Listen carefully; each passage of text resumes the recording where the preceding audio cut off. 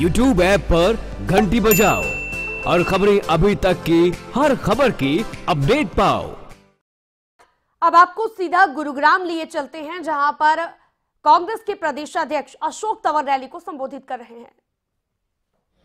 भाई अशोक भास्कर जी, यहाँ पर मौजूद सभी साथीगण, मैं बहुत से मौलाना साहब, बहुत से साथी बैठे हुए हैं, बहुत ही जुझारू हमारे भाई संकल्प जी, आदरणीय हमारे भाई पंडित जी पीछे बैठे हैं, राधे श्याम शर्मा जी के सुपुत्र भाई हमारे शर्मा जी और तमाम साथीगण, सभी गायक मंडली और तमाम साथीगण, मैं आप सभी का बहुत बहुत शुक्रिया अदा करता हूं, धन्यवाद करता हूं। और आज इस कार्यक्रम में जो सारे साथी पहुंचे, आप सबका कांग्रेस पार्टी की तरफ से आभारी हूं मैं कि आज इस कार्यकर्ता सम्मेलन में इतनी बड़ी हजारों की संख्या में सारे साथी आप इकट्ठे हुए।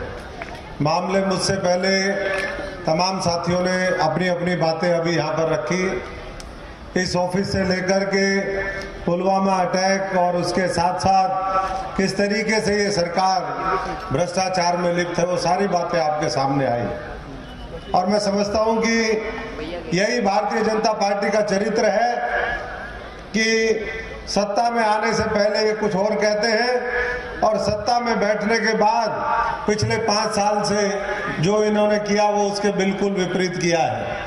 जो कहते थे हम भारतीय जनता पार्टी के लोग भ्रष्टाचार मुक्त भारत को कर देंगे, आज जैसा अभी कैप्टन साहब ने बताया कि सबसे ज्यादा अगर भ्रष्टाचार किया तो इसी वर्तमान केंद्र की और प्रदेश की सरकारों ने किया। केंद्र में मोदी जी ने किया और प्रदेश में खट्टर सरकार ने किया साथियों।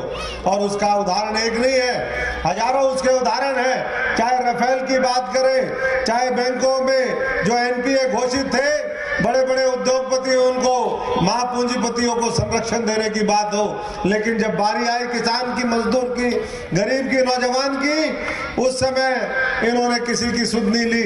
और यही कारण है कि आज मुल्क के अंदर बदलाव का माहौल है, परिवर्तन का माहौल है। और आज वो इस बादशाहपुर की विधानसभा में भी देखने को मिला, इस ऐतिहासिक इलाके में देखने को मिला। इसके लिए मैं आप सबको बहुत बहुत बधाई देता हूँ और उम्मीद करता हूं कि ये जो सिलसिला राहुल गांधी जी के नेतृत्व में शुरू हुआ है, जैसे उन्होंने पूरी मजबूती के साथ हर वर्ग की आवाज को उठाने का काम किया।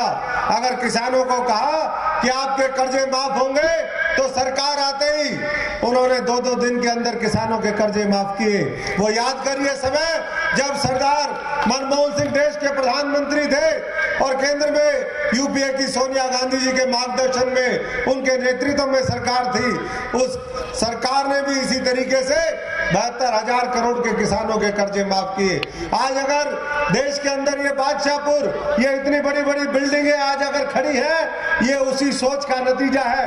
आप देखिए कि जब से भारतीय जनता पार्टी की सरकार आई है, इन्होंने तो इन्हें काम रुकवाने का काम किया है, इन बिल्डरों को भी लूटने का काम किया, किसान को भी लूटने का काम किया और छोटे मजदूर के हाथ से भी काम छीनने का काम किया।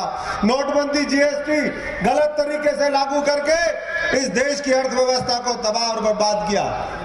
तो इसलिए मैं तो आप सब साथियों से यही आह्वान और अनुरोध करता हूं कि साथियों उठो, अपने अधिकारों के लिए उठो, इस प्रदेश के लिए उठो, हमारे वीर सैनिकों के लिए लड़ो, हमारे किसान के लिए लड़ो, हमारे मजदूर के लिए लड़ो, हमारे गरीब साथी और नौजवान के लिए लड़ो और मिल करके प्रदेश के अंदर, देश के अंदर, क्योंकि आज से 4 दिन बाद, 5 दिन बाद इस प्रदेश के अंदर, देश के अंदर आचार संहिता लगेगी, लोकसभा के चुनाव का बिगुल बजेगा और हो सकता है उसी चुनाव के साथ साथ आपके प्रदेश में भी विधानसभा के चुनाव हो। तो अगर आपकी तैयारी है तो मैं समझता हूं कि जनता भी तैयार बैठी है और अगर कोई कमी है तो उसको अगले 10-15 दिन में, अगले 1 महीने के अंदर दुरुस्त करने का काम करो। ये जनता बदलाव लेकर के आएगी और उसकी शुरुआत बादशाहपुर से लेकर के और पूरे हरियाणा में देखने को मिलेगी। और जो ये सोचते हैं कि हम इसी तरीके से करते रहेंगे, अभी हमारे साथियों ने, मैं उन बातों को बार बार नहीं दोहराने का काम करूंगा। मैं तो उस यूनिवर्सिटी में पढ़ा हूं। कैप्टन साहब अभी यूनिवर्सिटी की बात कर रहे थे कि यहाँ यूनिवर्सिटी एक छोटे से प्रांगण में चलती है।